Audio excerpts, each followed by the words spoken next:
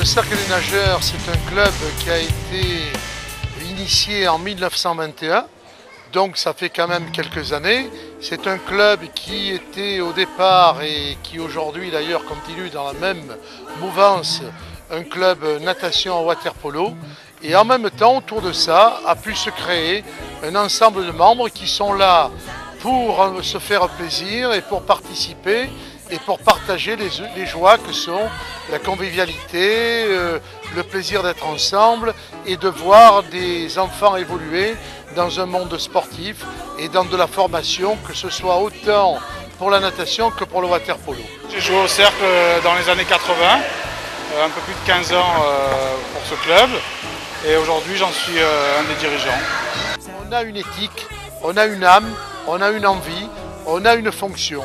Alors ça peut paraître un peu prétentieux, même sur les bords, mais en réalité c'est ce que nous essayons de faire et on sait tous qu'on ne peut pas toujours réussir à 100%, mais on fait le maximum pour tendre vers cette excellence. On dirige ce club sportif comme une véritable PME, puisque le Cercle, il faut savoir que quand on y vient, on y voit beaucoup de loisirs et de sport, mais c'est plus de 40 employés, un budget de 3,5 millions d'euros.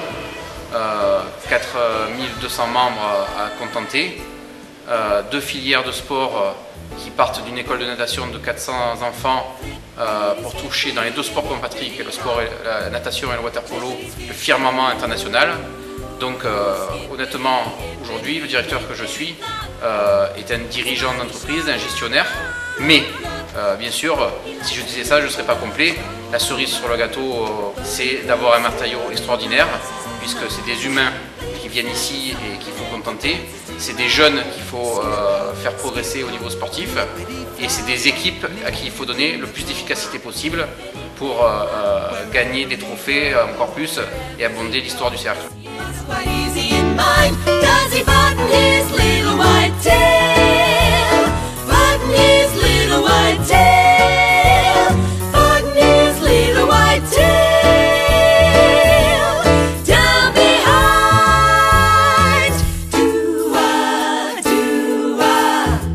Ça fait combien de temps que vous êtes au cercle? Ça fait, moi depuis que je suis née, j'ai 13 ans. Moi aussi, ça fait 5 ans que je fais du polo. Moi j'ai commencé avec la natation, j'ai fait 8 ans de natation et après ça fait 2 ans que je fais du water polo. C'est 2 entraînements par jour quasiment, et l'après-midi il faut vraiment se reposer, avoir une très bonne hygiène de vie si après on veut être performant pendant les matchs et être en forme. Depuis que le CNM existe, depuis 1921, le water polo est une des disciplines du club avec la natation. Donc c'est une discipline qui a apporté plus de 30 titres de champion de France, des sélectionnés olympiques, beaucoup de joueurs qui ont été présents dans toutes les différentes équipes nationales françaises. Donc c'est un sport de tradition pour le club qu'on souhaite continuer. C'est un sport très famille aussi, puisque beaucoup de joueurs actuels sont les enfants d'anciens joueurs du club. Voilà. L'équipe actuelle est championne de France depuis 4 ans maintenant d'affilée. Elle rencontre aujourd'hui une des meilleures équipes d'Europe, qui est le Partizan de Belgrade. C'est une équipe qui nous a battus un peu sévèrement au match aller.